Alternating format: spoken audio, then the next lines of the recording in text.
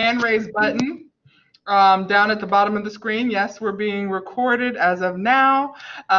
If you have any questions, down at the bottom of the screen, there's a hand raise button. If you click that, or if you type something in the chat, they're going to be kind of following along here for me. So sometimes when I'm on another page, I can't necessarily see the chat, but I can hear the pop-ups. All right. There's also the video and the speaker chat. So if you do have a question, you can mute your mic once you've been recognized to go ahead and ask your question. And we are recording this to get all the little details. So if you have co-advisors that could not be here today, we are going to embed, which is a new feature, this into the event after the fact. So you can go to Advisor Training in River Life under past events, and you'll be able to see it. So that's a nice new feature.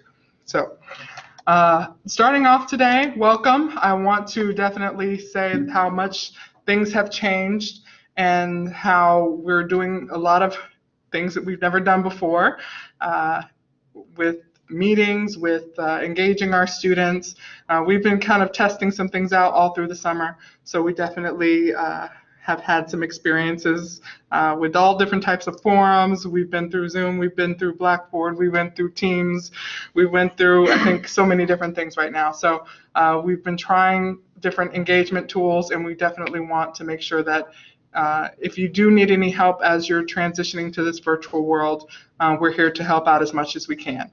All right, as we're going on today's agenda, we will be going over some changes due to COVID. We're going to be hitting some finance, some media issues, printing or virtual material, and also going into River Life. And we do note that our next meeting for CCG, our General Assembly meeting, will be on the 9th. So I did want to get that out there in the beginning. So next meeting is next week. This is the same link that we're going to use all year long. Same meeting or link you use to log into this meeting will be the same link that they'll use to log into the General Assembly meeting. All right, and first I'd like to bring up Mr. Frank Watkins, the Vice President of Student Affairs, to tell you a little bit about some of the changes with events due to COVID. I'm going to put back on my lovely mask and head over.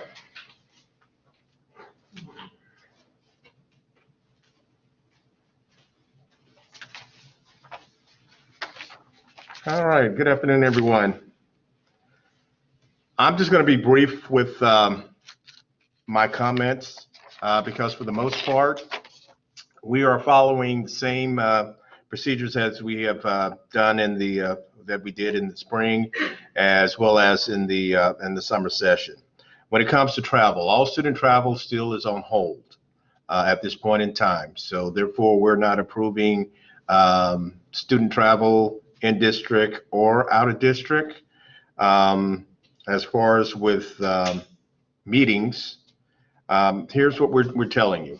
Okay, you know, we're trying to make sure that we maintain a safe environment on campus. So we're asking you to continue to do what you've done before, as far as with as many meetings as possible. You do want those meetings to be virtual. Okay, when you start talking about having a face-to-face meeting, we do to make sure that we approve the event. And we'll be asking a lot of questions as to the relevance of having that face-to-face.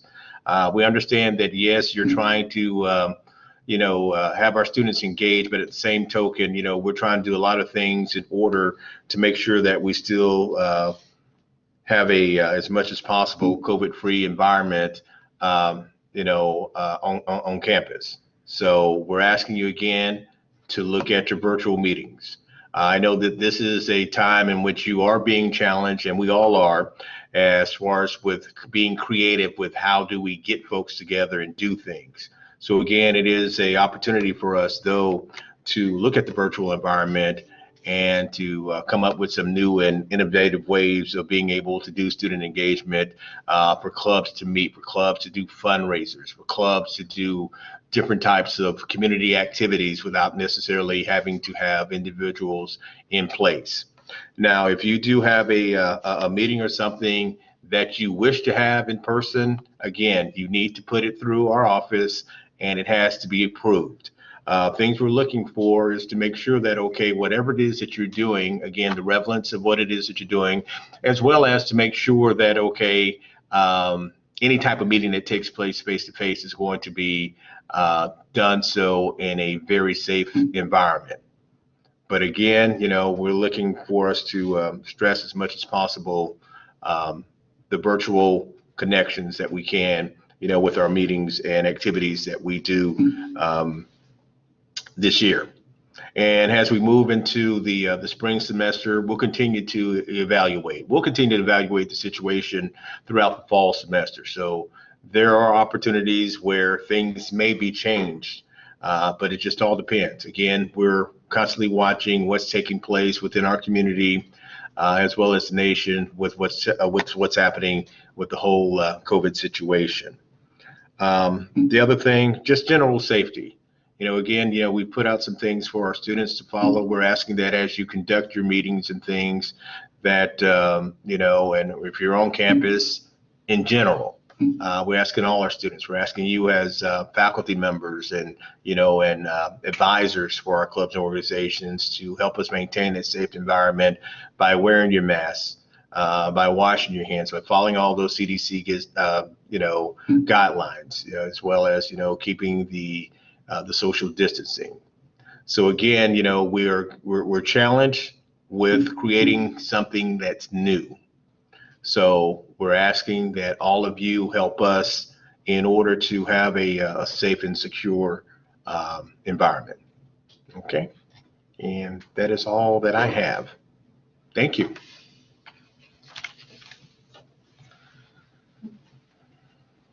All right. Yes, indeed.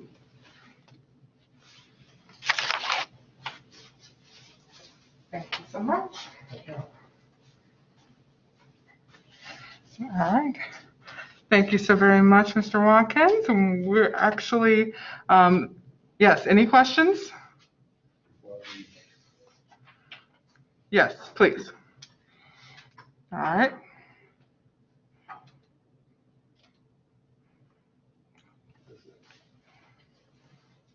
If you want to unmute your mic. I was just going to type it, Erica. Oh, sorry. If you were really sorry, you could finish that mask. Anyway, I just wanted to, does that mean I can now officially, based on what Frank just said, cancel the CrimeCon event that you guys approved earlier in the year because those kids have paid about $1,000 to go to that event? So should I, that way they can try and recoup their money? Okay. We may have to. The event's in October, Rochelle. It got moved from June to October. Okay, so it was on last year. All right. Yeah, at this point, there's no. Full events, and we will Yeah. have to look at it. You also want to look and see, okay, what's their cancellation policy and things of that nature. Yeah. But Yeah, right now they're only giving them vouchers. They're not giving them money back. But since I'm a speaker, I'm gonna have to flex muscle, and I'm gonna blame you and say you won't let me travel. that is fine. Okay, I'll go ahead and cancel that just so you know. Okay. Okay. Anybody else? Roseanne said on the chat. Okay. Where do I sign in? Oh. All right, we'll get you the link. All right, Okay. if there's no other questions? Wait, I saw one No, more question. There was a question about if they wanted to do a beach cleanup, Oh, would that be considered in district? If it's within the 4-county area, yes, it is an in district. And our travel is in district and out of district. And by travel, we mean, okay, we are taking students to an event. But because if you're trying to do something on a club or organization, it is still our event. So if you want to send something to talk about what it is you're considering to do, feel free to do so. And we will let you know whether or not something is being approved. But again, it's what are you doing to maintain social distancing and things of that nature? What are you doing to keep our students safe? So even though you submit an event, it does not necessarily mean that it's going to be approved. It all depends on, with everything we're talking about, what are you doing and what are you trying to do? That's the reason why I'm not saying everything's totally out, but I'm just giving you just a general overview of what it is that we're looking at as we consider things. So hopefully that answers that question. Okay, thank you. Thank you. Anyone else? Raise your hand now. All right. Okay. Oh, wait, low, okay. Yes, Dr. Zeiss? Hi, I have a little question. This is going to seem silly, but things like beach cleanup, park cleanup that we do, et cetera, with our club, is that considered community service for me? You know, like there's things that you put in your promotions package, and one of the folders is called community service. So a few of us were wondering about that, so I thought I would ask here and now. I mean, I know that is it service to the school or service to the community? That's one of the things you need to talk with your dean about as far as what you put in your packet for promotion. And I'm sorry, with the promotion committee, because that's where that goes through. You know, what we're talking about is strictly what we do with our student organization. So things that you may want to do to use as credit for something else, that's going to be between you and that particular department that may be handling what it is that you're working to count this towards and what it is that they accept. Okay, I'll just ask them because I just didn't know if it counted for two things. I mean, obviously we're doing it with the people in our club and serving them at the same time, but I was just wondering if it served a dual purpose. So yeah. Well, I mean, overall, you working as an advisor or serving as advisor, that counts, you know, service to the institution, definitely. So I mean, a lot of things that you do, you know, in conjunction with that would be looked at in a positive manner. Okay, great. Okay. Yep. Okay, any other questions before I go to another meeting? If not, thank you, and I just really want to say thank you for all that you do for our students. We really do appreciate it so much. Thank you. Thank you so much. All right, thank you so much. We're going to head on to advisors and finance. All right, I want you to start thinking about all those finance questions. All right, I want to double check and see if we have, I don't see Nicole yet, but I'm going to go ahead and bring up Brandon Brown. He's one of the purchasing agents here at the college. He's going to go over a couple things for us. Right now we are shared. So they can see the whole screen. They can see this PowerPoint, but if you click off of here and go to here, we can share the screen. All right, hello everyone. So I'm pretty much just going to show you how to do a requisition today. Share blank whiteboard, is that what No, share application screen. Oh, there we go. Okay. And then you can share entire screen or you can share application window. Whichever We'll works just do best. share entire screen. Why didn't it let me share? Oh, you gotta select the window. There you go. Oh, okay, I got you. Okay, that makes sense. All right, so what I'm going to do today is I'm going to do it in Sandbox, so it won't actually make an order, but we'll create an actual requisition together so you can see the process. And then Nicole, when she gets on, she'll show you how to do spend authorizations for P cards. Now, I know a lot of you will order like pizza or need supplies like from Publix or things like that. So what we'll do today is the best way to do that would be to do like a blanket order. So I'll show you how to put one of those in. So the first step, the easiest way to get to create a requisition is go to your search bar and just type in create REQ. And then you'll see it. It should just pop right down on the drop. There you go. And now right here, it'll ask for all the information. So it'll ask that you want to take a look. I mean, it'll automatically have you in there. But the most important thing is to look at this function and additional work tag section. Can we see if they're asking questions? Because I don't see anything on my screen. So you can let me know. Sorry. No, you're good. It just says Okay. So on the function part here, it's always going to be different for your clubs. So you just want to make sure that it's not defaulting to your department area, because that's what Workday will do. So then you'll just click OK if all that information is correct. And you're most likely going to do request non-catalog items. The only other thing you would select is to connect to a supplier website, which would connect you to Staples or Fisher Scientific, which you'll never really need, but Staples you may need for some office supplies or things like that. And you can do the Staples punch out and shop right from their website. Otherwise, you're going to just go to the non-catalog items. And then in here, your first selection will be to request goods or a service. Goods are anything we're going to receive tangible. So if it's coming into our receiving warehouse or being delivered and you can hold on to it, that's going to be a good. If it's software or anything that would have a start and end date, it's going to be a service. And you'll see the screen here changes. So if you see this, you know that you're requesting a service. If there's no start and end date, you're definitely requesting a good. I think there was just a clarification needed. Somebody was inquiring about the difference between Sandbox and Workday. So. Oh, okay. Sandbox is just for employees that have the option to help us test certain things.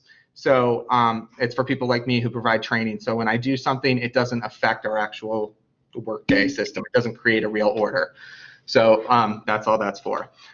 Okay, so when we come down to the next box, so we're going to do a good today. Well, actually, no, let's do this. If we're going to do a blanket order, we'll do it as a service, because the reason we say that, and I know I just told you if you're receiving something, technically when you do a blanket order, like if we do one for Publix or for pizza or anything like that, what's going to end up happening is you're going to put it from the time that the club is going to be. So if you're going to, have events between now and December 31st, you would put it from, September 1st through December 31st, and then that way we know, like, okay, they're not going to use that PO after that fact. Okay, so and then you would just, in the description area, if this was a good, you would put exactly what is on, you would need a quote for a good, because you have to figure out how much it's going to cost. You would need exactly that description, so just copy and paste it right in the description area. Since we're going to do a blanket order, which is what I recommend for you guys, because like I said, I know you guys need to go to Publix, or which we have a Publix card, so you can come, put in a requisition, take the PO with you to the Publix store, get what you need, and you don't have to pay anything out of pocket. And same goes for Sam's Club. We also have a Sam's Club card. You can just call the purchasing office. It's a first come, first serve. So once you come, we'll give you the card. You take it out for the weekend or the day and bring it back, and then we can give it to the next person. So you would just type, blanket order for food and supplies, and that's all you need to say. And then for the spend category, you're going to just choose the category that best meets your needs. So for this one, we'll just type food, and right here we have food products and catering, so that's what we're going to select. And supplier, we'll say Publix. Okay, and we'll do that September 1st, and we'll go for this semester. Okay, and so let's say you have, $500 in your budget or whatever. You want to put $200 aside for food and supplies that you might need from Publix, and that's all you got to do. In this additional memo area, this does not come up on the purchase order, so in that area, you'll put any additional information you want to see, like if it's for a specific event or anything like that, you can put it in that area just to remind yourself or remind anyone else who may be reviewing the requisition. And then you can just add it to the cart, and then it gives you the option to go ahead and put in your next item. It'll always default to the goods area, but let's just move on from that, and we'll go to checkout. So when you go to checkout, it'll pop up with this little box. It's just a little summary of what's in your cart. You can review that really quickly and just go to checkout. And here we go. So this is what it'll look like here. So this box here, anything you put in here will print out on the purchase order. So the supplier will see that. Anything that you put in the internal memo box will not print out on the purchase order, and only people in-house will see that So anyone who's approving your requisition, your budget managers, myself, accountants, anyone who takes a look at this will see that. And so you'll see here, this is how it will look. Pretty much, this won't print out, but you'll just have this and the amount. So you'll have the description and the amount on the purchase order. And you want to make sure your supplier is always correct. And again, this is what we talked about in the first page of the function and additional work tags. So you always want to make sure that function number for your club is here. I don't know if any of the clubs work with grants, but if there is, you would put the grant number in here too. But if you have any questions with this, you can always call me and I can walk you through it. If you were ordering a good or anything like that, this is where you would want to add your attachment with your quote to show us where you got that price from, so we know it's legit. We didn't just make it up. And then you would go ahead, once everything's correct, you go ahead and hit submit, and then it goes through the approval process. And if you ever make a mistake or you can't find it or anything like that, you can just give me a call and I can go over it for you. Is there any other, and see, it tells you who it goes to next. Does anyone have any questions or need me to go over anything? It looks like you have a question from Roger. Hand raised from Roger, it looks like. Okay, where do I click over here? And then click stop sharing, maybe at the bottom. Where's that? Oh, stop sharing. There we go. Sorry. Okay. Where do I see his question? Oh, you can just speak. Oh, okay, Roger. What question when you're ready? Did you hear what he said? I'm sorry, are you ready for me? Yeah, I'm ready for your question. Okay, good. I'm a relatively new club advisor, and I never went through any kind of training. I wasn't even aware there was any kind of training involved when I was doing it. I was spending my own money for pizza and such for my club members for basically the last academic school year. I'm assuming that there's no way for me to get reimbursed, and it's not a big deal. It's not that much money. There's no way for me to get reimbursed for the last academic year. Is that correct? Usually we really don't do that. What you'd have to get it approved from the Dean of Finance. And you'd have to have all of your receipts available. Okay, again, it's not a big deal. I thought if it was just some very simple, straightforward thing, I would ask. My other question is, again, I'm relatively new, so I don't know really how all this works, like maybe some other people here do. I appear to have been approved for some money. I think it is for this semester. And at the moment, the only thing I was ever spending money on was the food, and I'm not going to be having live sessions, and I'm not going to be mailing pizza to my students during club meetings. So I may have absolutely no use for the money. I don't know if you have any opinion on that, like maybe I just use that towards the first time we come back live, or what I do in this circumstance. Well, I would say this, if you are a new club coming in as of last year, there was no budget for any new clubs. When you first start out that first year, as you're getting, going, coming into this year as of July 1, everybody who submitted a budget form got a reply back to their submission on how much they received for this year. You can always email us if you can't find it, but it would be in River Life under your submissions. It would be a reply back to how much you received. So no, I did see the email. I did receive the money. I'm aware of that. My question is, it's possible for this semester, almost for sure, there'll be no live meetings. For next semester, there might not be. And I don't know if I'm going to actually have any use for the money that I asked for, because I was only spending money on food, which I'm not going to be supplying to my students since they're not meeting live. Hello, this is Is it Rochelle. okay to add something? Hold on, Evelyn. Hold on one sorry. moment. This is Rochelle, the Director of Student Development. For our club funding, the club funding goes from academic year to academic year. It does not roll over from year to year. If there's money left over in the money that you were given for Fund 2, you did get an email from Erica with that money, and that money will go into the reserve account if it's not used during the 2021 academic year. I see. So we would ask, we don't know what the spring semester is going to look like. So right now, to talk about if we're going to have money, what we're going to use our money on, I think is kind of like a little early because we don't really know what the spring is going to look like. Absolutely. If the clubs do not use their funding, the club money will just go right into our reserve, which doesn't hurt the college at all. And it's just unfortunate that the club won't get that money back. We would have to go through the same funding process all over again.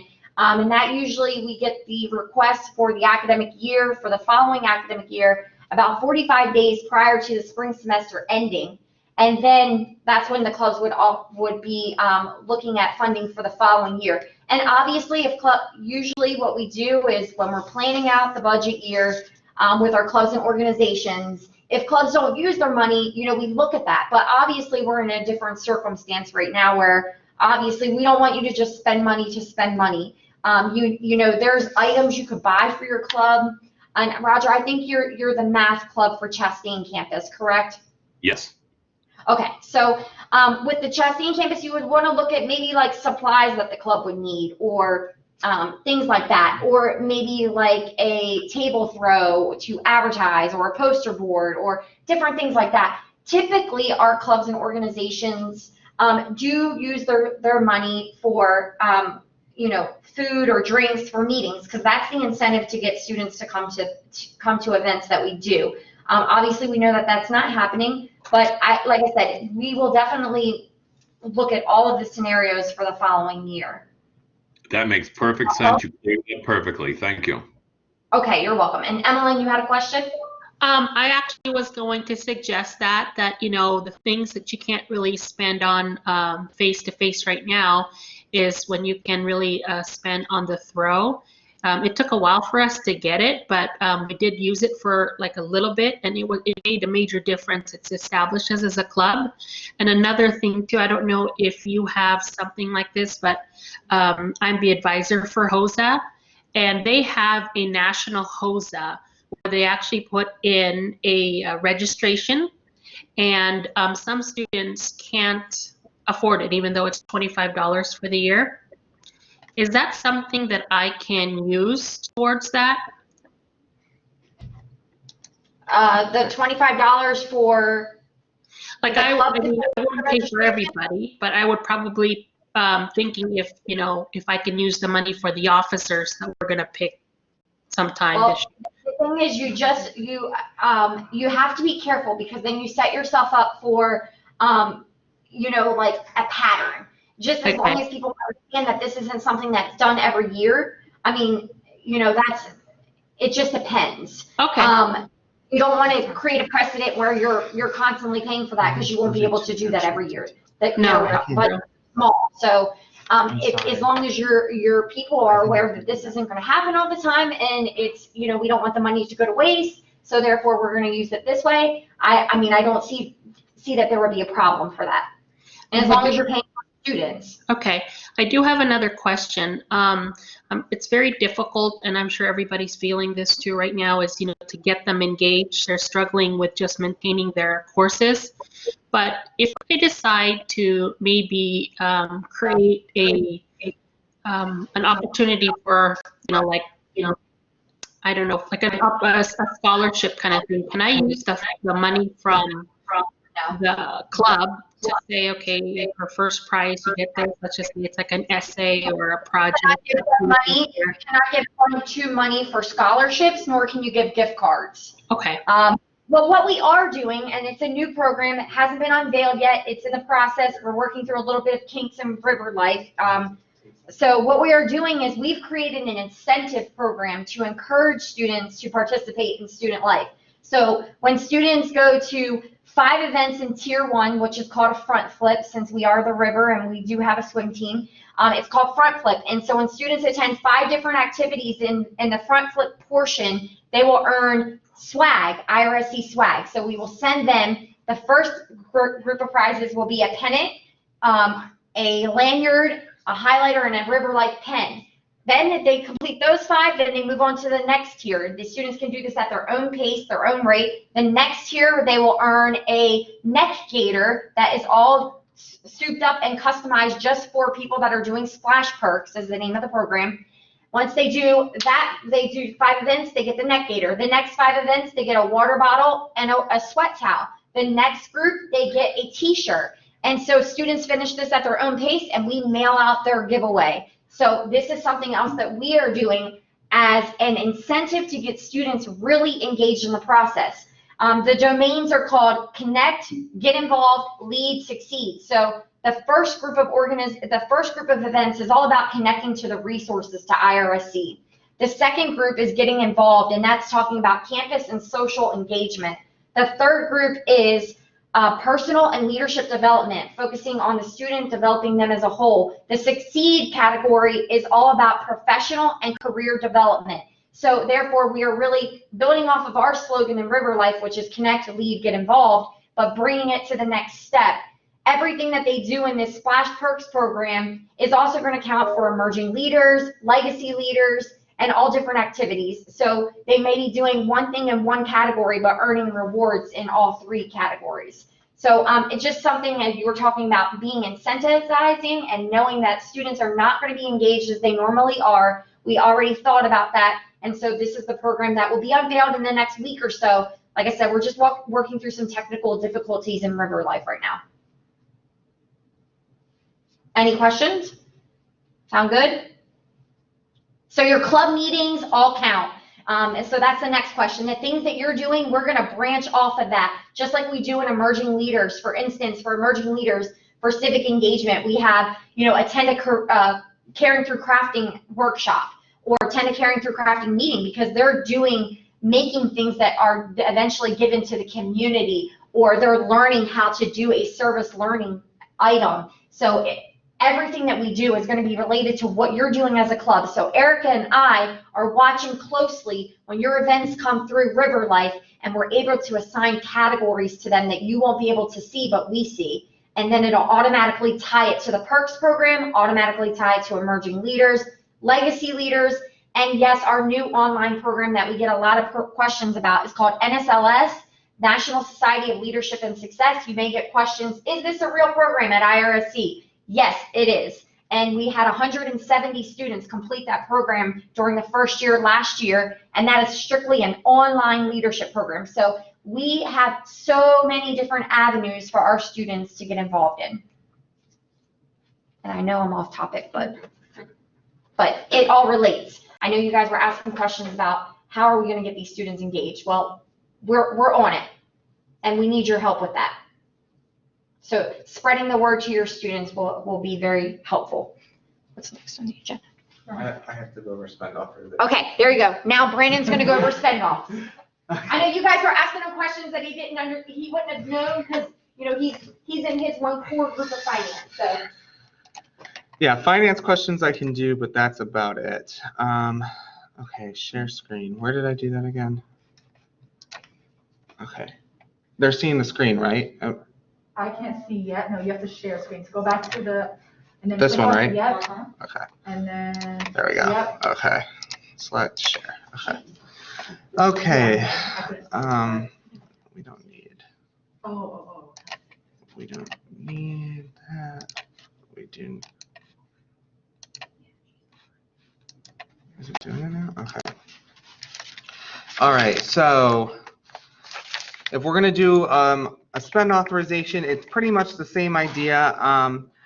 This would be if you wanted to use a P card, or if you don't have a P card and you want to do like Mr. Rogers, like you had asked for the if you bought something out of pocket, this is how you would get your funds back. So first you would do a spend authorization.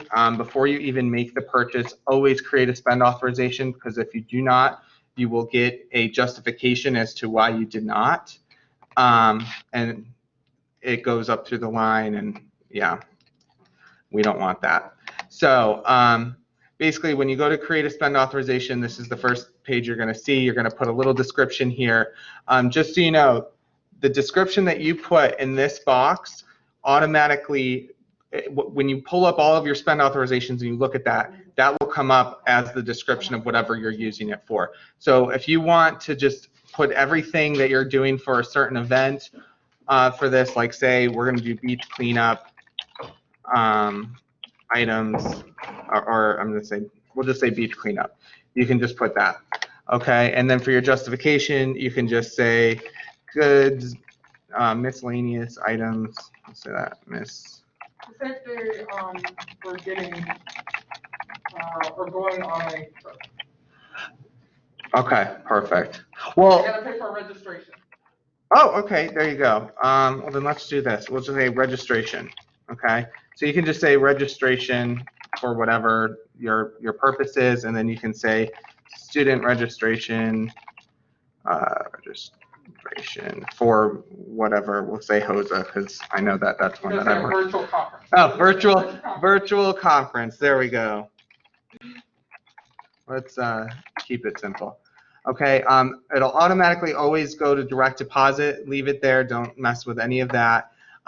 You're going to want to do your start and end date. So for the start and end date, you're not going to do it the day that you pay for the registration, but you're going to do it for the date of the actual conference. So if we'll say it's 10/01/2020. Okay, so we're going to have ours on October 1st. Okay.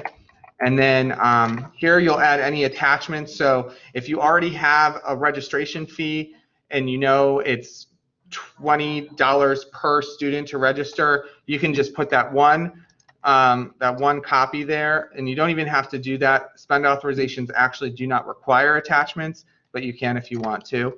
And then you'll go down and you'll add your line. So we're going to say it's $20 per student. We're going to have 10 students. Right here, you can just, anything that well, see, that doesn't work. I think we have registration. Yes, conference registration, there we go.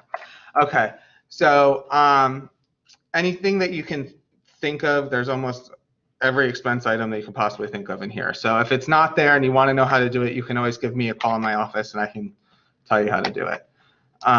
So we're going to say 20.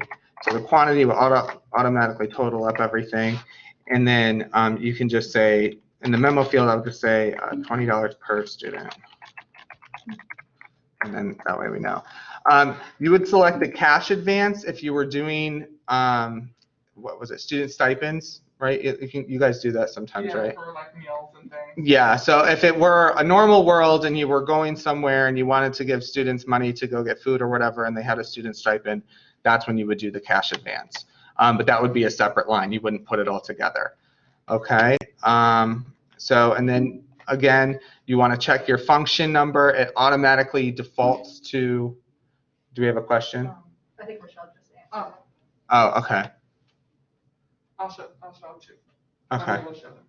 Okay, the function number automatically defaults to whatever your department area's function number is. So it's never going to be the same as your club. So you always want to make sure you check that. Okay. And I heard you guys have a question about checking budgets. Erica's going to go over that because I can't actually view budgets, but I can tell you that your spend authorizations and when you put in a requisition for a purchase order, both of those will hold the money from your budget. So if you know that you want to spend a certain amount on food from Publix, you can put that in throughout the year and do that blanket order, and that'll hold the funds there. And if you don't use all that money at the end of the year, or once you finish out that purchase order, when you close it out, any remaining funds go back into your budget. Just so you know. And I think Rochelle also answered about checking budgets for those who have budgets this year. Okay. Okay. So look in the chat for checking your budgets for Fund 2. Okay. Perfect. And Fund 6, Lender Osher. Okay, so once everything looks good here, you're going to hit submit. Now that would be the first part. So now you said, okay, I'm going to spend this $200. Now see, I already got an error. Oh, business purpose. Yeah, you always want to put a business purpose. So for this one, we're going to say registration again. Oh, this would be, see, now this is a funny one because registration is usually for travel. Student travel. Yeah, so we'll just say, oh, yeah, we would do student with that one, wouldn't we? Spell today, or type today. Okay, and then hit submit.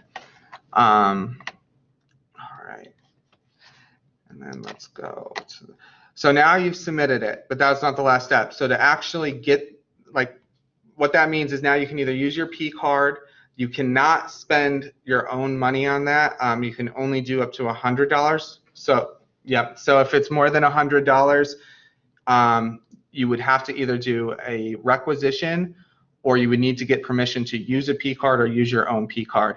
If it's ever a problem, you can always contact me. I can create the spend authorization for you, and I can also put things on my P card. I have a bit higher P card spending limit, so I can take care of a lot of things that you may not be able to. So I'm sure They can my come to us as well. We'll put in the spend authorization and work with any advisor that is trying to make a purchase that's over that initial amount, or even if it's under that initial amount. They can come to us and we can work with them on the purchase, and we can put in the spend authorization. As long as there's enough time to get it approved. If it's tomorrow, it'll be a little hectic, so just give us enough time to make that work. We've worked with students for registrations, we've worked with for special purchases. So just come to us if you are making a purchase. Before you spend that money, we got to get that spend authorization in, even if it's us.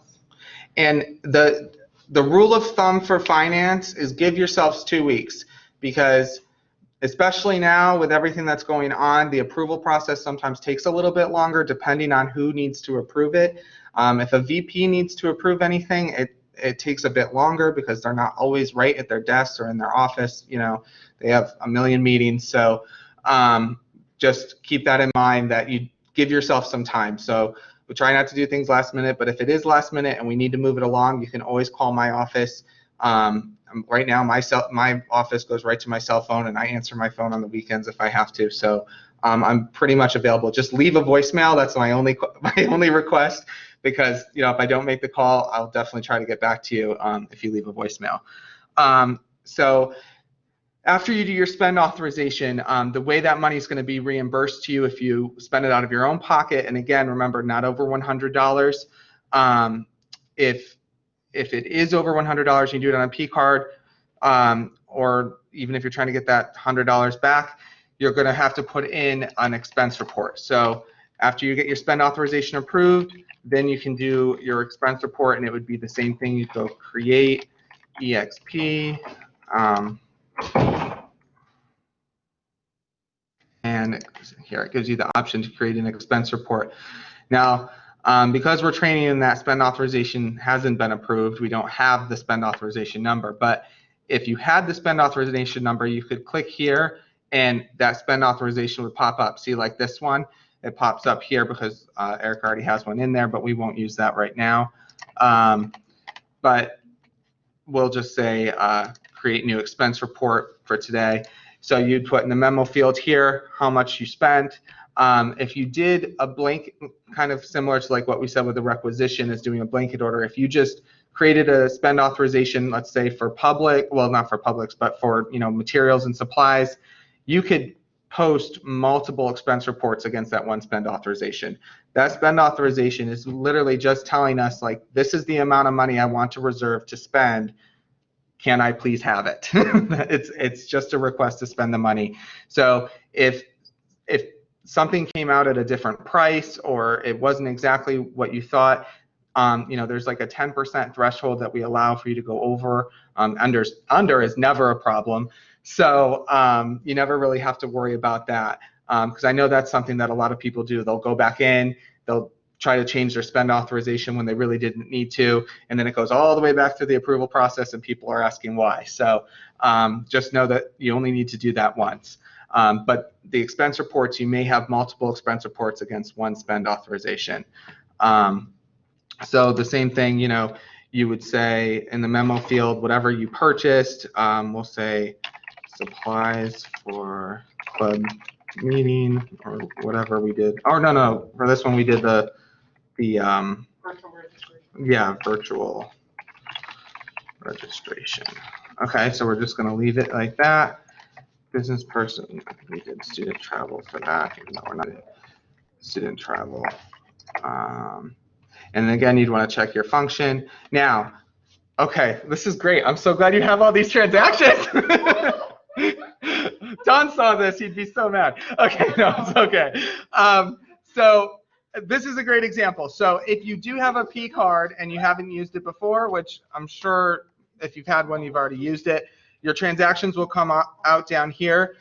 If all of the transactions go for that one spend authorization, you can hit select all and it'll select all the boxes as you see. If you just need one, you can just select whatever transactions correlate with this expense report that you're trying to put in. And then you would select, so we're not going to do that though, we're just going to pretend we did cash, and even though it's over our $100 threshold, and hit OK. So this is where you would create your lines. So see if you have another, now say you skipped that and you forgot to put in that, select that credit card transaction, you have the option to do it again here. So if you just, I don't know how I did that, like, yeah, see once you go to hit add, you can either do new expense or it'll do credit transaction. So we're just going to do a new expense because we don't want to pull it up. And you would do the same thing again. You're going to say expense group, registration, and we're going to say, I think we did 10 students at $20 a piece. So it does it again. Virtual registration.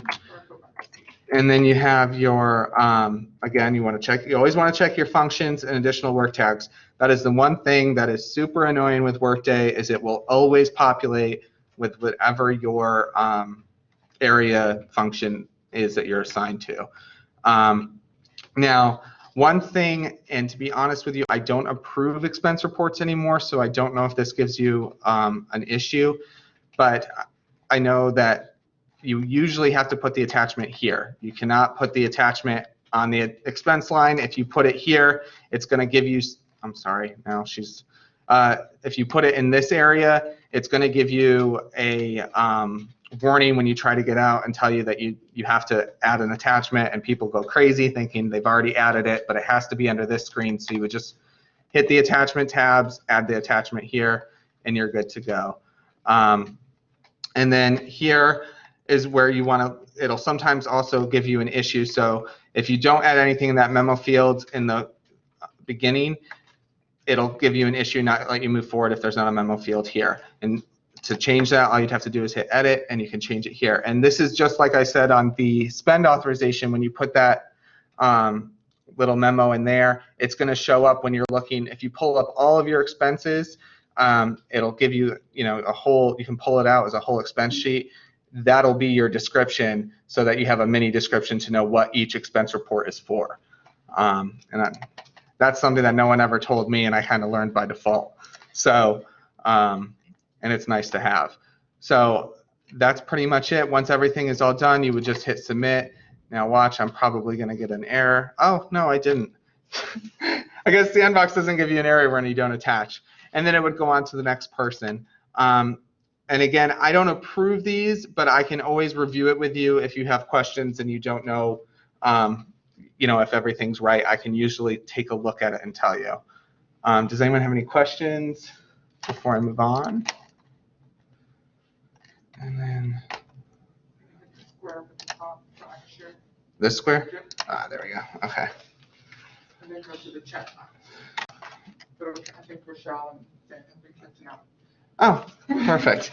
Okay. Thank you. No problem. Oh yeah, we're so bad at this. All right. Thank you so much, Brandon. That was awesome. And again, I thank Rochelle and Zane for filling in some of the questions that you may have as we're going through. And our next portion, we're going to bring up Zane, so we're going to switch. She's going to tell you a little bit about some of the media and marketing procedures and tools. All right. Hi, you guys. Give me 1 second. Do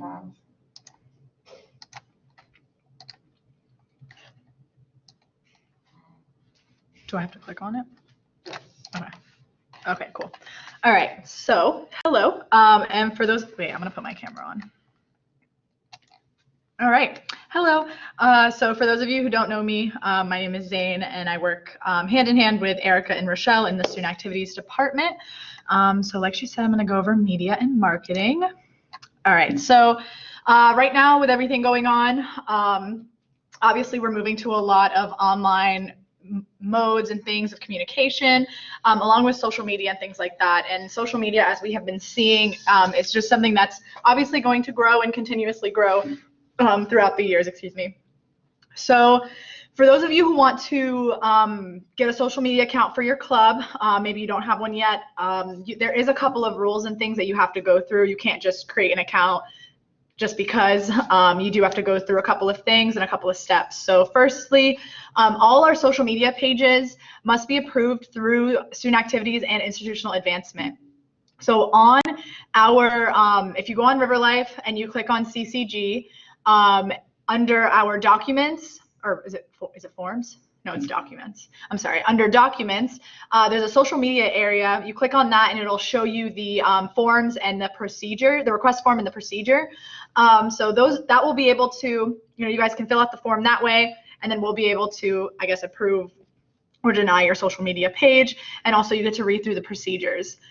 Now, as advisors, you have to be an admin on your page, and we will also be admins as well. It could be either Erica, myself, or Rochelle, as well as the IA team. They have to be an admin.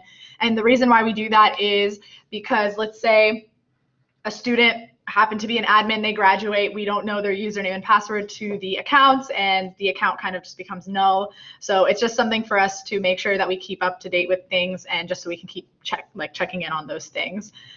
Also, with group communication apps, advisors also have to be on that, again, just to monitor things. I don't want to use the word control, but just definitely to monitor and make sure everything goes pretty smoothly. All right, so keep in the know. If you guys don't follow us on social media, definitely follow us. We're doing a lot of different things on our Instagram. We got an Instagram over the course of the pandemic because we figured it would probably be a good way to connect with our students that way. And it's been really successful. We do trivia on there, a lot of different things. And then our Facebook page, we also are constantly and regularly putting things on there as well.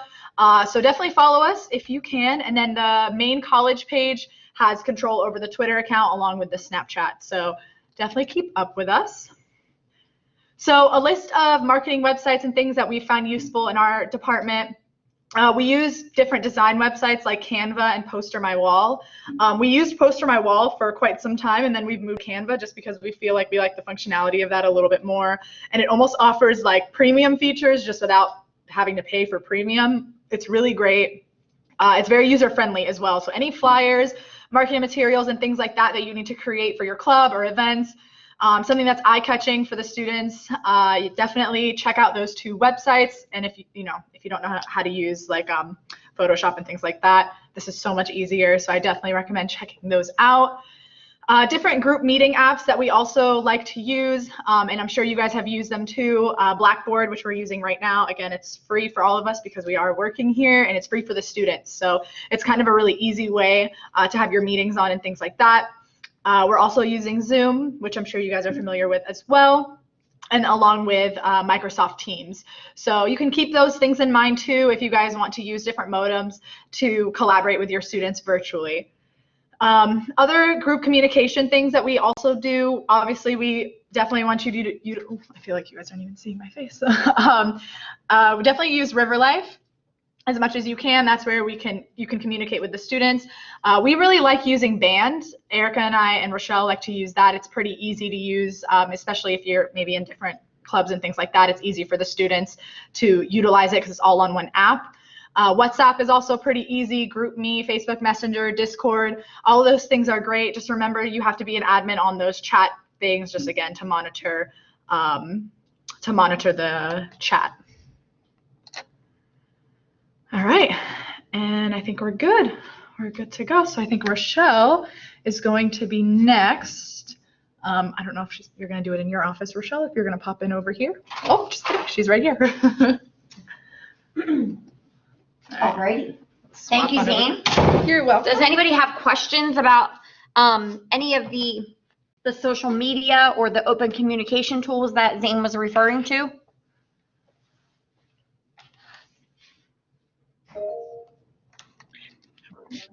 Rochelle, this is Roseanne. I did have that one question that I put in there. So you mentioned in the chat that I need to make sure that you and Zane are Yes. added to NSA pages.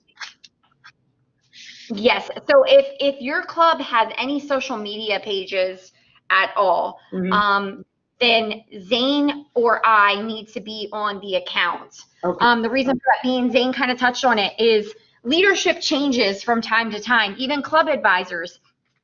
So Roseanne, you may not have been the club advisor when the NSA page got started. So that's probably why you're asking me the questions as to, do you have the privileges? I know for, like I said, I know that Zane and I aren't on that page because I closely monitor all the pages that we are on. And when I say closely monitor, it's not necessarily that I'm making sure that, there's a lot of things going on your page, but like, let's say something is posted to our timeline from the college's timeline.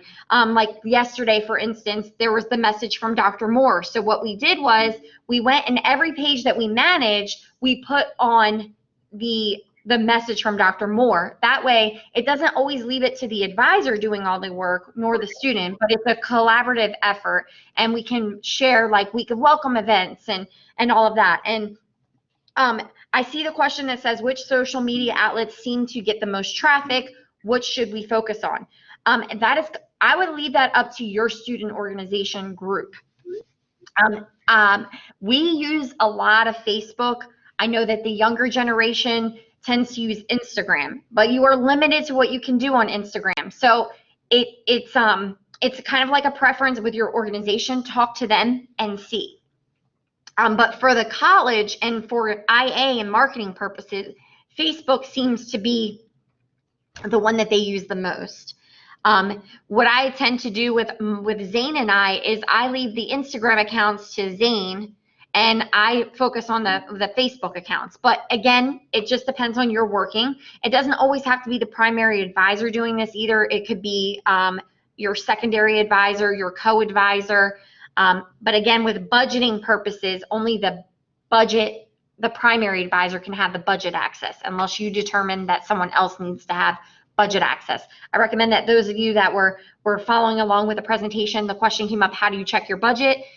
You do that through manager to budget actual details in Workday, and all you have to do is do that in the search, and then you have to change your expenses timeline to student activities and services along with the function number. If you do not know your function number to your organization, just let Erica and I know, and we'll be able to assist you with that. And we still do not have access to C Fund 6. That would strictly go through finance, Angela Snow or Lynn Dersher. Okay, any other questions? I see none. Okay, so as far as printing goes, and I'm just gonna, okay, no problem. Okay, so as far as printing goes, with printing, everything that is printed for your club must be approved by my office first.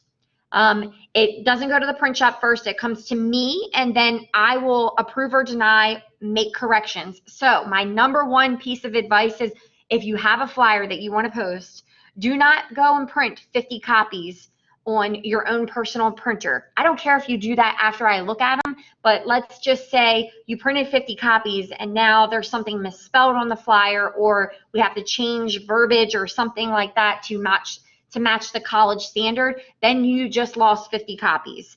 Okay, so everything must be approved first. After it gets approved from my office, whether you choose to print it on your own personal stuff or have students print it from theirs, I don't really mind. As long as they're following the protocol and it doesn't say Indian River State College on it, we are good. But I will tell you this, if you are going to send it to IA after it comes to me, just be prepared that they may change your whole entire look of your flyer. It's happened. They're getting a little bit better. I have to say that Suzanne Sells is doing a phenomenal job in IA and getting it more upbeat and more student-like than some of the things we had done in the past. So for the printing stuff, again, just make sure it comes to my office first. I'm very lenient. I look at this stuff, make sure there's no spelling errors, make sure there's no Indian River State College on there, no IRSC logos, and for the most part, everything gets approved and is very good to go. Any questions about printing? Also, if you have a printed flyer, send it to us electronically. We would love to share it on our Facebook, our Instagram. We are happy to cross communicate. Again, we are in this together. We collaborate together. We are all on the same team. We're here to help each other. Just like if you see something we're doing and you want to have an electronic flyer to put it on your social media, please let us know. Put the information in your Blackboard shells. I'm telling you right now, students read Blackboard. They might act like they don't, but I can see a difference in the attendance of our events when it's on Blackboard versus not being on Blackboard. So put it in your shells. We send out those emails to you. Please, you can cut and paste, or if you need us to even make it smaller or whatever we need to do, we want to help. Like I said, we're in this together. We want to make sure that students are being engaged. What you do for us and our department and our students is crucial to their retention rates here at IRSC, and especially just making sure students are really engaged and successful in the classroom. When they're successful in your organizations, they're successful in the classroom. So again, we're all in this together, and if you ever need any assistance, Erica, Zane, and I are always here to help. We send out those group emails to the club advisors. If you haven't noticed, that's all club advisors when you get those. So if you have a question and you don't know the answer, you can always pose it to that group. Maybe somebody has gone through it. It doesn't necessarily just have to be like us communicating information. You know, you can say, hey, come out and support the Spanish Club event tonight, or hey, come out and support APS's induction ceremony, or whatever it may be. So let's just kind of get into that free flow of communication so that we all can be successful. Any questions? All right. Well, again, thank you for everything you do. We appreciate you. Looking forward to a great year. So let us know. Take care. Thank you so much, Rochelle. You're welcome. All right. Whew. I'm only taking this off because I can't talk without it. Because it's a Patriot. Yeah, Eagles. All right. Just to give you a little review, I know there's some new advisors out there, and I'm going to give a little bit of overview for advisors, but also, Chris, a little bit of overview for the advisors, as well as going into River Life, showing you some changes. If you want like that in-depth scrub, you can, I'm sure we're going to end early. You can wait after the meeting and we can kind of go through a couple things. But I'm just going to show you some of the newer things that are new features since pretty much we went on lockdown. But just to kind of review for some of the new advisors, remember you're serving as an information person, kind of that conduit between IRSC and the students. There's going to be things that we kind of are privy to that the students may not have instant access to because we work here at the college. So we're definitely a resource person for them.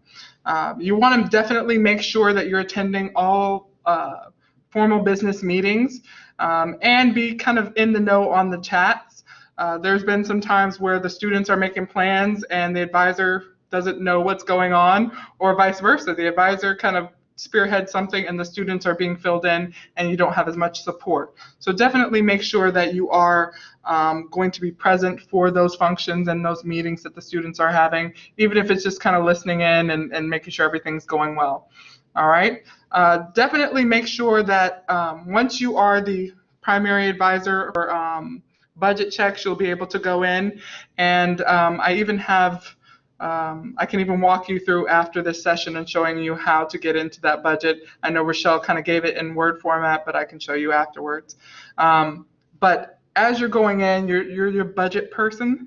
So knowing that you have Fund 2, if you requested funds for this year, that again, those monies will be out there. Fund 6 monies, you definitely want to keep track of those. We put a lot of great documents under student activities and advisor documents on River Life. So CCG, or student activities and advisor documents on River Life. I put Fund 6 request forms. I've put social media forms. I've put travel forms when we get to that point. Pretty much everything that I've ever been asked, I've tried to put a form out there on River Life. I even put an image of what the screen would look like under manager budget to actual details and what you'll need to put in each field. Of course, function number being your own. So under student activities, under documents, look under advisor documents, okay? And you definitely want to make sure that everybody's being involved.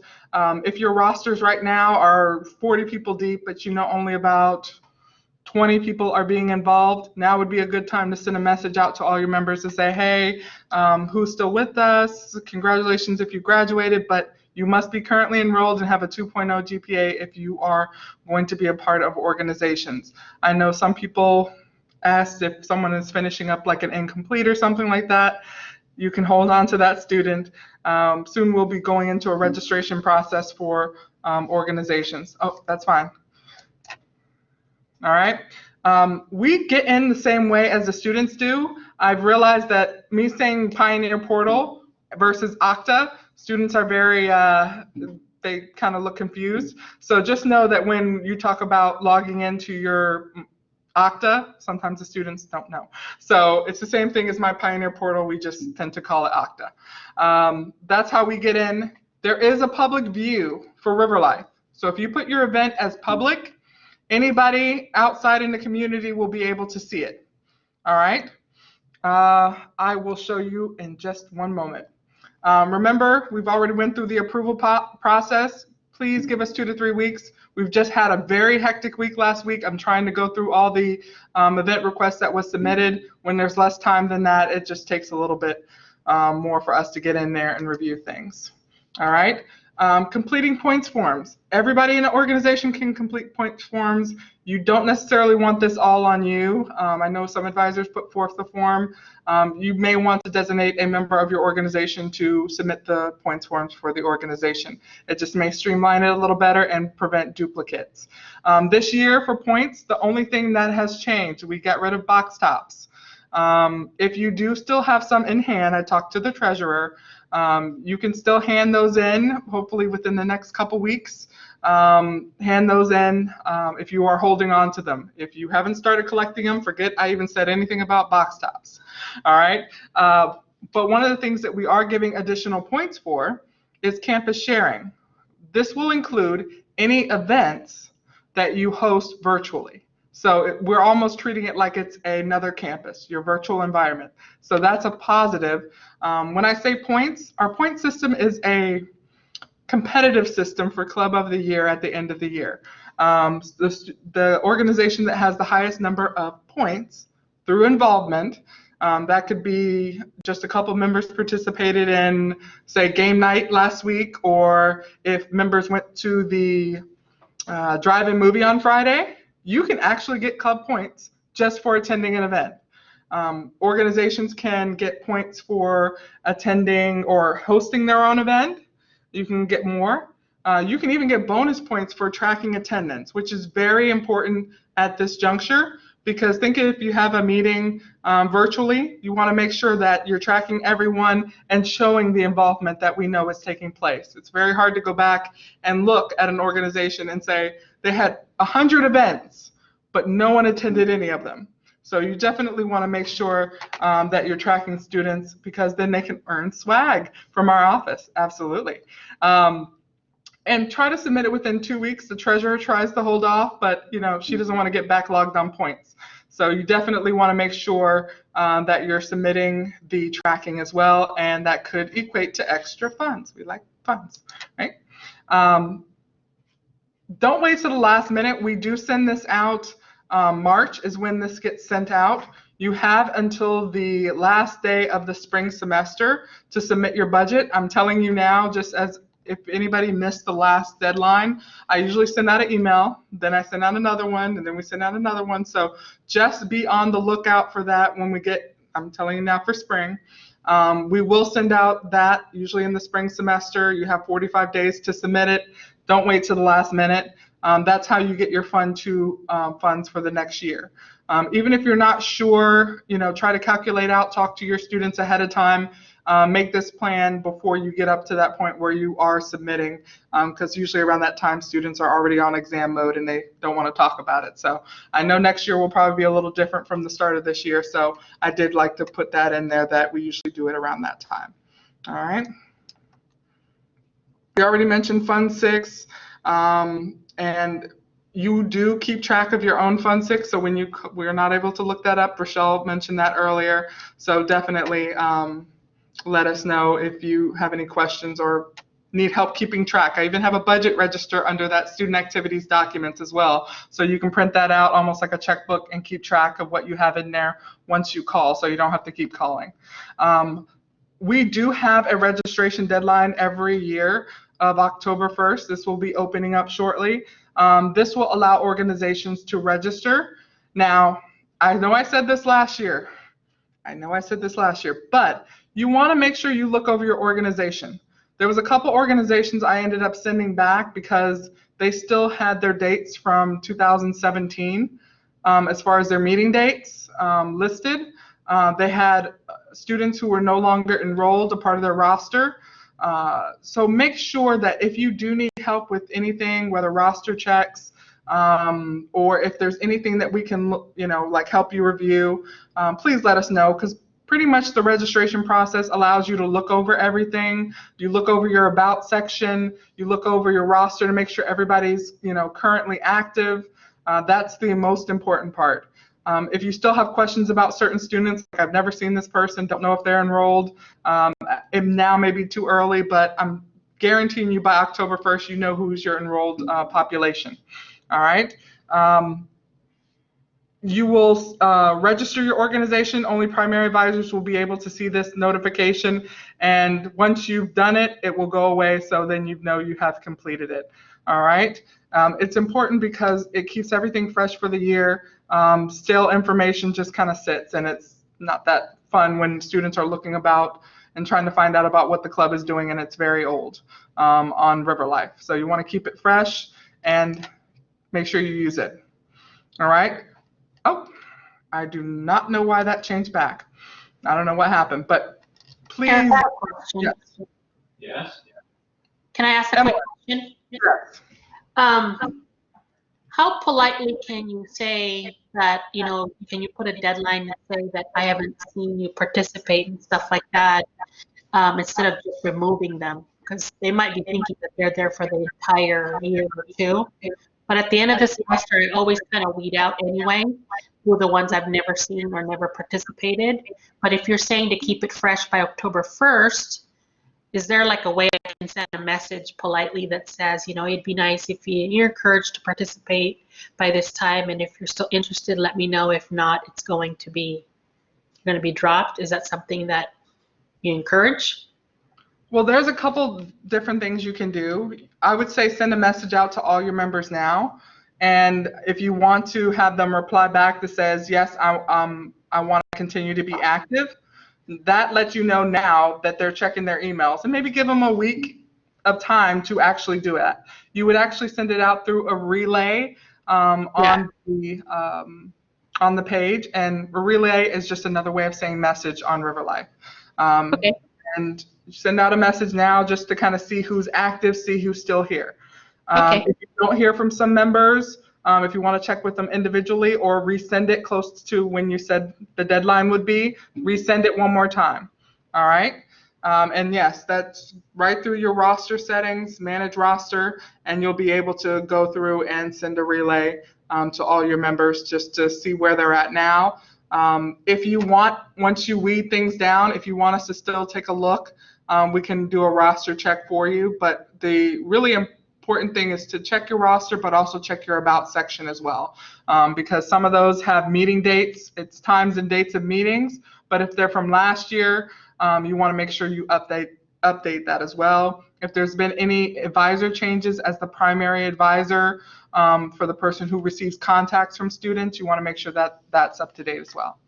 And I went past the other slide because it had the wrong date. Next week on the 9th, which is Wednesday, that's going to be our first CCG meeting.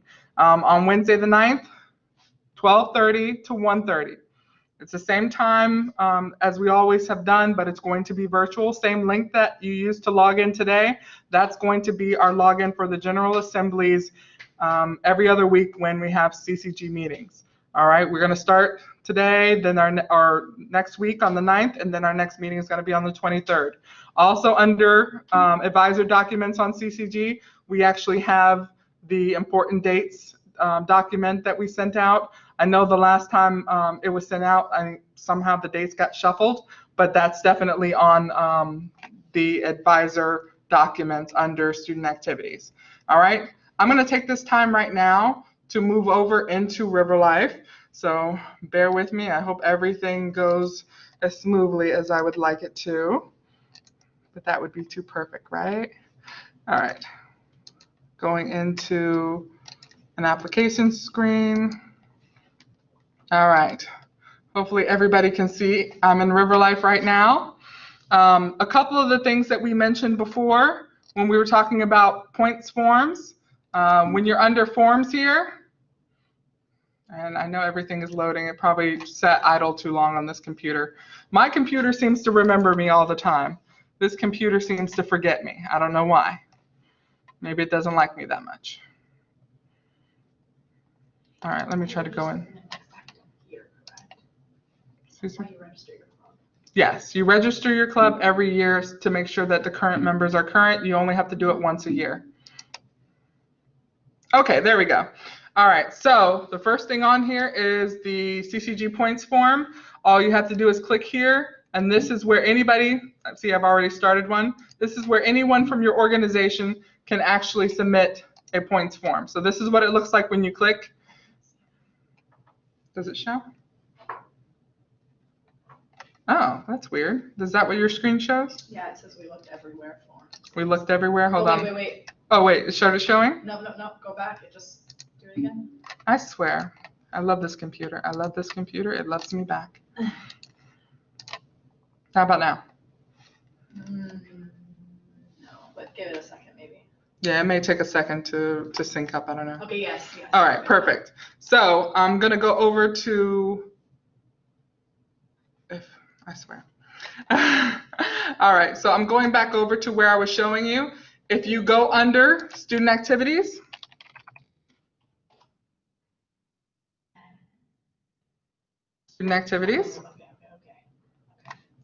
and then you go under documents, view all documents. Okay.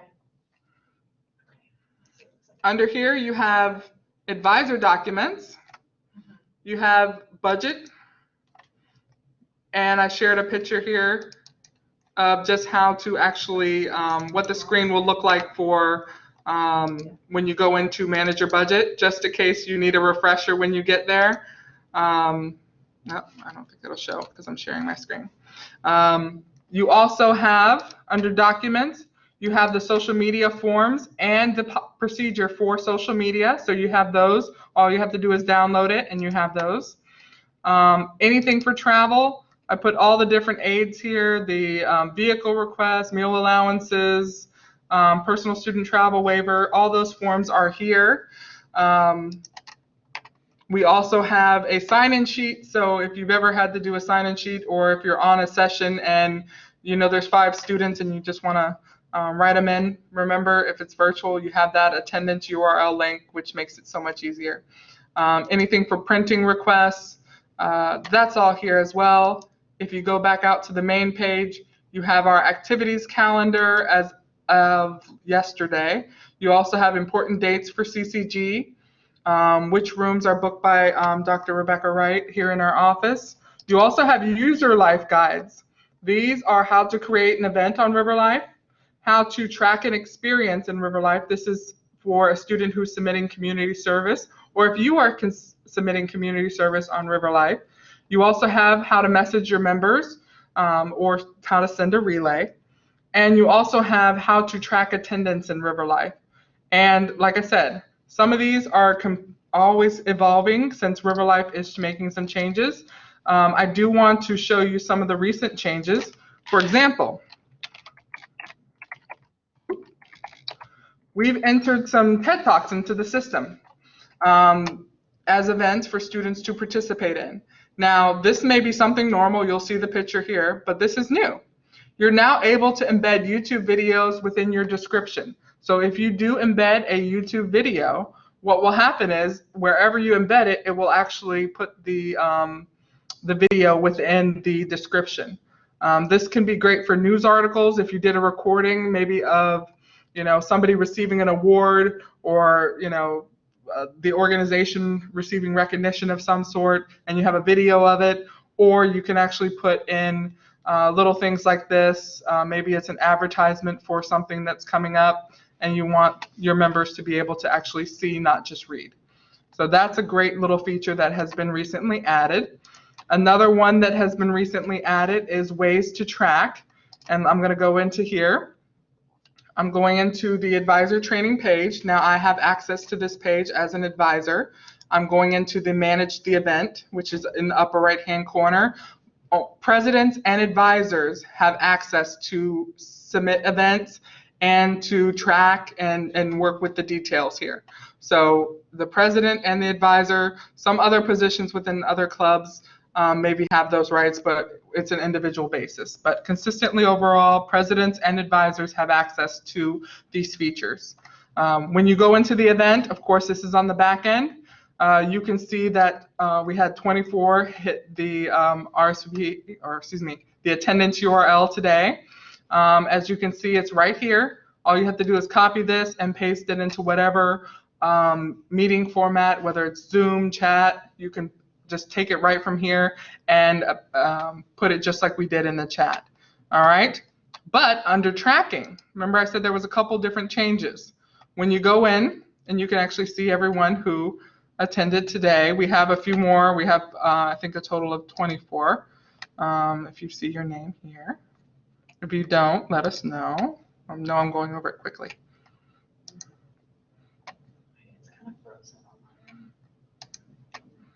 But you should be able to see this event under your involvement. If you click on the blue box up at the top that says add attendance. Yeah, it's not. This is Okay, popping up like I this. think is it behind me? It's frozen? Yeah, like you're going faster, I guess, than it's loading. I love this. I love this. I got you. I got you. It should be popping up shortly. Hopefully it unfreezes. All right. So once you're in an event and you're on the tracking attendance page of the event, you can actually go in and add attendance. Of course, you can do it through email. You can do it through the card ID, which is their student ID number. The other option would be if you have Zoom, you can actually select to upload your roster from Zoom.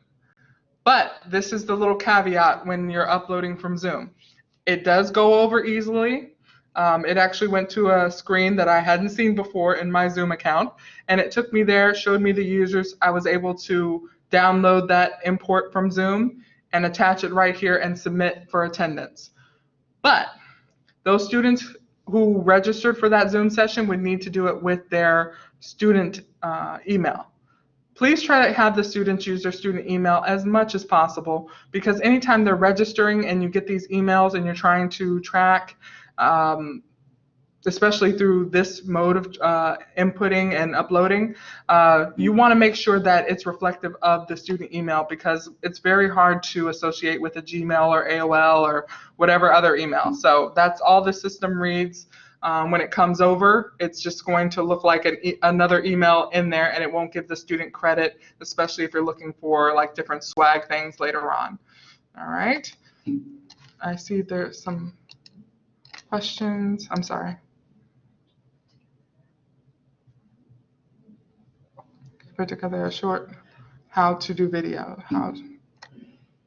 Oh yes, I'm sure I can. What I hope to do, and I know there's so much more through RiverLife, we can do a personal one-on-one training with you in RiverLife as well, or for your organization, which is great because every member gets credit for a RiverLife 411 session. We can do a virtual session. It may be a good way to kind of get your group energized, excited about being involved, and be able to know what they have access to, especially from your officers. So as you start getting organized, it may be one of the first things you may want to do. One of the things I'm also going to do as we go forward, we are going to do probably every other week little tutorials on how to do certain things within RiverLife. So if you want to know how to embed a video, if there are things that you want to learn how to do, whether on the spend authorization side, managing your budget, actually I'll also have a video for that as well. So if there's things that you want to do, we're going to try to highlight those for all advisors, because I'm sure other people have questions. All right. Yes, we are currently updating the manual. It's print shop. We're hoping very soon it will be an online version where you can check out these things. I know it's very hard. We're recording right now because once we get to the spring semester, some of these things may not be fresh when we actually can submit something for travel and get things moving along. So try to bear with us with that. But this video from this recording will actually be saved and embedded in the advisor training. So if there's a co-advisor next week, give me a couple days to do it. But if there's a co-advisor next week, we're going to actually embed it into this training on River Life. So when you actually go into River Life, you look at past events, advisor training, you'll be able to see it there as well.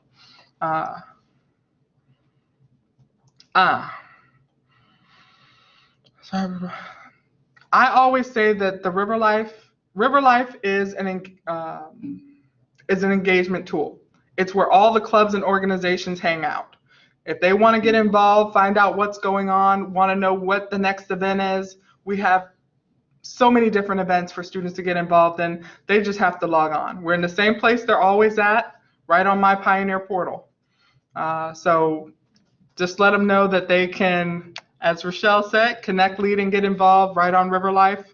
I try to impress upon them the importance of the tracking features and the co-curriculum script, which the students are, and employees and advisors are able to develop from being involved. You can track all that through River Life. And before people used to actually track their food and their meals through River Life, but now, of course, there's so many different engagement options for students to participate in right now. So just tell them it's the place to be to find out what's going on virtually around campus. Virtually. So are there any questions? Now that we're kind of, I know, getting to the end, I can show a couple different things if there are specific questions that you have as far as things that you want to see personally through River Life, or if it relates to something else. I don't know what like that. It's asking me to correct access. Non-official. Oh. It says request access. Oh, perfect. Rochelle actually shared a video in the chat. It says access denied. So I think you need at least. Oh, she might have to change the permissions. Okay. We're in the process of creating some more promotional things for River Life and getting it out there a little bit more for students. But like I said, if one of the first things you do with your organization, I would suggest you actually get them together, find out how many of them have access to River Life, how many of them have gone into River Life and being able to access the features. Make sure they put a photo in there. Make sure they sign up for text messaging in River Life in their account. And if you want to set up a River Life 411 with your organization, just to get the members kind of on the right foot, and it will give them a little bit of empowerment as well to be able to do some of these things. If they want to do an event, they can start thinking about what it takes to do that, start looking at some of the files that are provided there as well. All right. All right, yeah, that works. If that is it, just remember when we send out those emails, try to remind your students to get on and, definitely everything's going to be virtual, so there's going to be a lot of communication. Oh, okay. Let's see. I'm trying to share that. Hold up. Share with audio. And bam. Let's try this.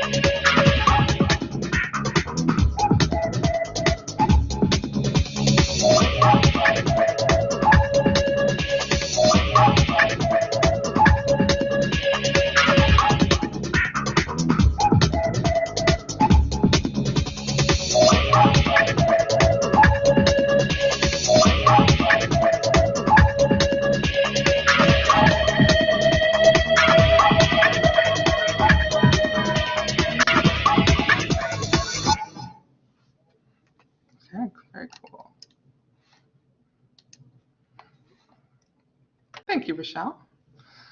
And like I said, we're just trying to get River Life out there to the students as much as possible. Yeah, that was a good job, Rochelle. I know. But just make sure that if you do have any questions, and I know Brandon, he kind of did a stand-in earlier, but if you do have any questions and you're looking to make purchases, myself, Rochelle, we do have P cards still. We are able to assist with purchases and things that you're trying to make. Just come to us first if you are thinking about making a purchase of some sort. I know we tend to work with the advisors based on your requests.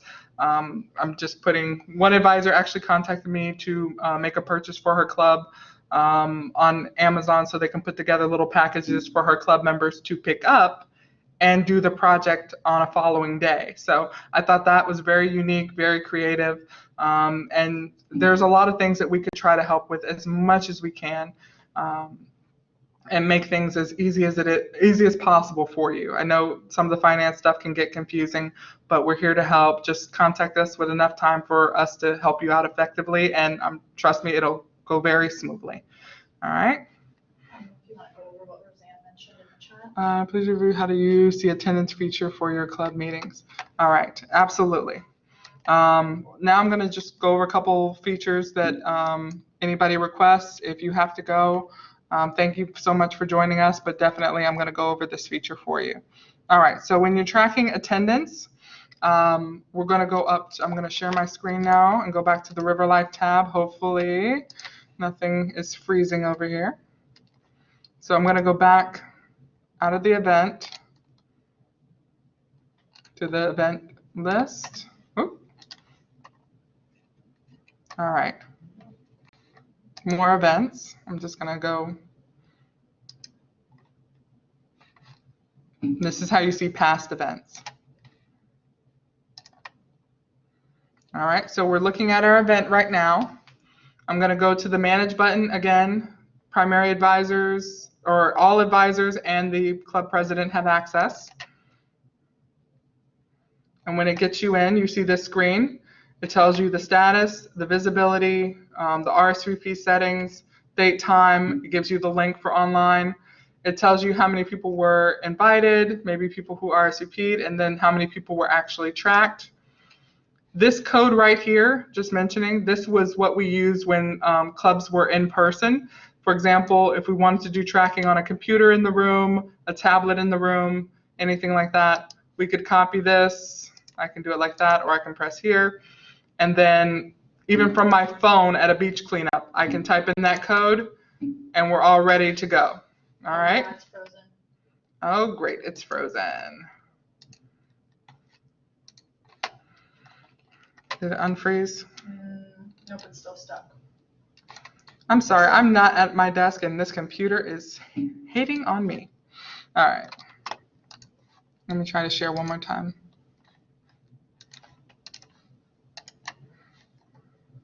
And that's the wonderful thing about online. I think everybody is a little more understanding of computer glitches. All right. Did it unfreeze? Yeah, you're good. Okay. So I'm back to the event. All right. Here, like say if it's before the event and we want to do some invitations. So you know there's a couple people that you may want to invite. You can actually put up the event and invite. So that's a nice function right there. Now, during the event,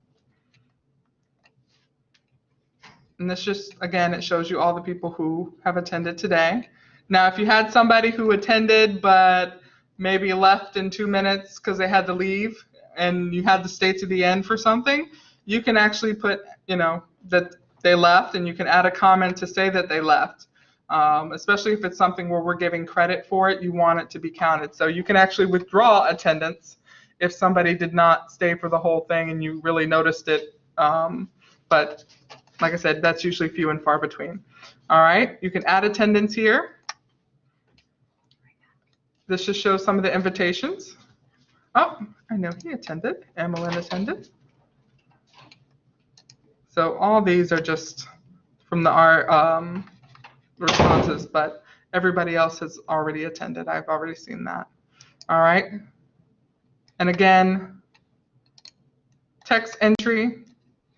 You can type in an email address of someone, as long as it's an IRSC email address, particularly, not a Google or anything like that. So it has to be an IRSC email address, or you can do card function. And when you do the email address, at irsc.edu for employees, all you have to do is do this, at irsc, or students is mail.irsc.edu. So you can mix and match employees and students. And when you're ready to hit add, one thing I would say, just in case there's an error, I would copy before you hit add. Because if you're adding like 10 student ID numbers or 10 email addresses, you want to make sure it's under email, and you want to make sure that the attended is marked. That's what's defaulted, and you also can add. But as you can see, it doesn't recognize those users because I just made those up, and I can get rid of them just like that. So no big deal. All right. And let me go back because I can't see from here if someone has any questions.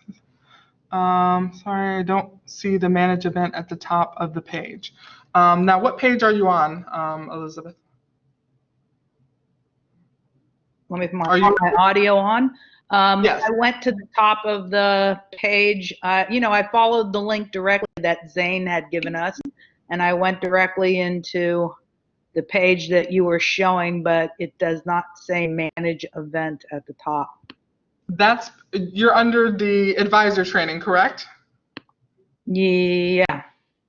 Okay, so you only have access to the events or to the pages that you are the advisor on or co-advisor on. So anything under, I know you were just added to PTK.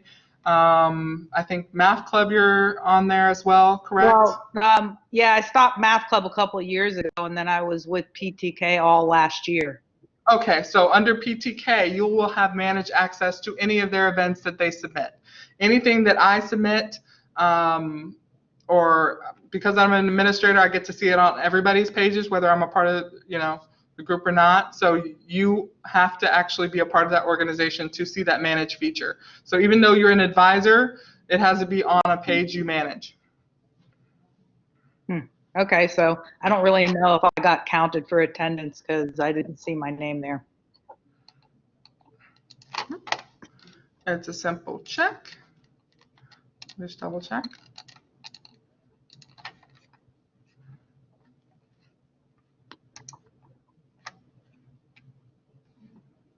Next page.